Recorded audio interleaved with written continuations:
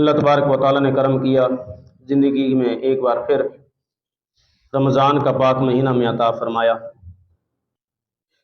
اس پاک مہینے کے اندر زیادہ سے زیادہ اللہ تبارک و تعالیٰ کی عبادت کی کوشش کی جائے۔ جو رمضان کی خاص پہچان اور خاص عبادات ہیں کہ رمضان کے اندر روزہ رکھنا، آقا کریم علیہ السلام نے ارشاد فرمایا کہ تم روزہ رکھو، اللہ تمہیں صحت عطا فرمائے گا۔ تو اس لیے یہ ایک عبادت بھی ہے اور صحت بھی ہے۔ اور اس کے بعد یہ نزول قرآن پاک کا بھی مہینہ ہے۔ اللہ تبارک و تعالیٰ ارشاد فرماتے ہیں شہر رمضان الذی انزل فیہ القرآن، کہ رمضان کا وہ پاک مہینہ ہے کہ جس کے اندر قرآن پاک نازل کیا گیا۔ تو چونکہ اس مہینے کے اندر قرآن پاک نازل ہوا ہے تو قرآن پاک کی تلاوت کثرت کے ساتھ کی بھی جائے اور تلاوت سنی بھی جائے۔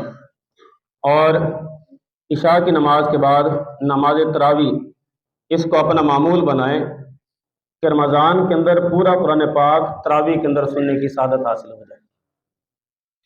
اور پھر رمضان کے اندر یہ معمول بنائیں کہ جب صبح کو سحری کے لیے اٹھے تو آقا کریم علیہ السلام نے ارشاد فرمایا کہ سحری کھاؤ، سحری کھانے میں اللہ نے برکت رکھی ہے۔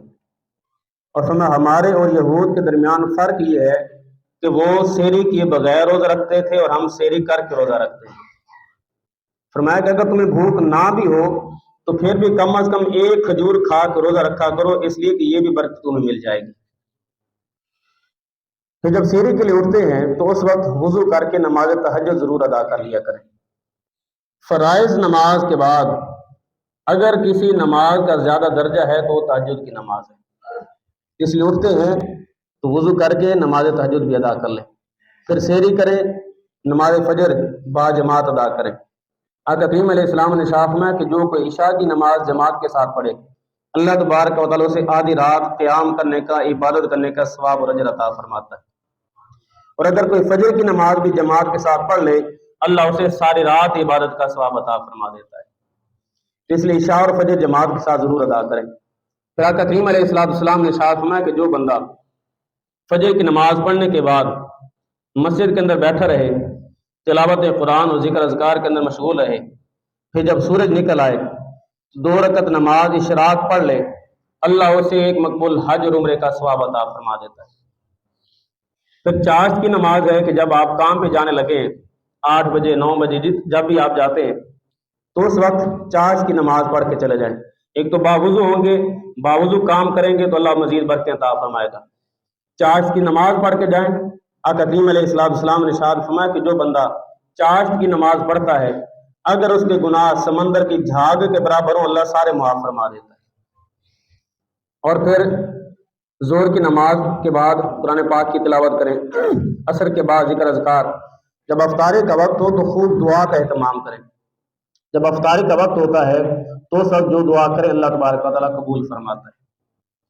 پھر جب افطاری کرنے لگے تو ہو سکے تو اپنے قریبی ہمسایوں کے پاس جو کچھ آپ کے دسترخوان پہ موجود ہے اس میں سے کچھ ان کے لیے بھی بھیجے۔ آقا کریم علیہ السلام نے ارشاد فرمایا کہ جو کہ رمضان کے اندر کسی مسلمان کو روزہ افطار کرائے اللہ اس کو بھی روزہ دار جتنا ثواب اور اجر عطا فرما دیتا ہے۔ صحابہ نے عرض کیا رسول اللہ صلی اللہ علیہ وسلم ہم میں سے تو کسی میں طاقت نہیں ہے کہ ہم ہر ایک کا روزہ افطار کرائیں۔ آقا کریم علیہ السلام نے ارشاد فرمایا اللہ تبارک و تعالیٰ یہ اجر اس کو بھی عطا فرماتا ہے جو کسی کو 1 گھونٹ دودھ سے، 1 گھونٹ پانی سے یا 1 کھجور سے روزہ افطار کرا دیتا ہے۔ اور فرمایا اگر کوئی کسی کو پیٹ بھر کے کھلائے اللہ اسے قیامت کے دن میرے حوض کوثر سے جام عطا فرمائے گا کہ پھر اس کو کبھی پیاس نہیں لگے گی۔ اس لیے جب افطار کریں تو اپنے قریبی ہمسایوں کے پاس بھیجیں، اور جب دسترخوان پہ بیٹھے سارے گھر والے بیٹھے ہیں تو پہلے پانی دوسرے کو پیش کریں، کھجور دوسرے کو پیش کریں، اس لیے کہ اگر ہم پیش کرتے ہیں تو پیش کرنے پر بھی ہمیں روزے کا اجر اور ثواب اللہ تبارک و تعالیٰ عطا فرما دے گا۔ تو یہ رمضان کے اندر اپنی اس طرح روٹین بنائیں۔ پھر مغرب کی نماز ادا کریں۔ مغرب کی نماز ادا کرنے کے بعد 6 رکعت اوابین کے پڑھ لیں۔ آقا کریم علیہ السلام نے ارشاد فرمایا کہ جو کوئی مغرب کے بعد 6 رکعت نماز اوابین 2 کر کے ادا کرتا ہے اللہ اسے 12 سال کی عبادت کا اجر و ثواب عطا فرما دیتا ہے۔ تو اس لیے ایسی برکتوں والا مہینہ ہے کہ جس کے اندر آقا کریم علیہ السلام نے ارشاد فرمایا اگر کوئی نفل ادا کرے اللہ اسے فرض جتنا ثواب عطا فرماتا ہے، اور اگر کوئی فرض ادا کرے اللہ اسے 70 فرضوں جتنا اجر و ثواب عطا فرما دیتا ہے۔ تو اتنی رحمتوں برکتوں والا مہینہ ہے کہ اس کے اندر زیادہ سے زیادہ اللہ تبارک و تعالیٰ کی عبادت کریں، کثرت کے ساتھ تسبیح و تعلیل کریں اور نماز پنجگانہ با جماعت ادا کرنے کی کوشش کریں۔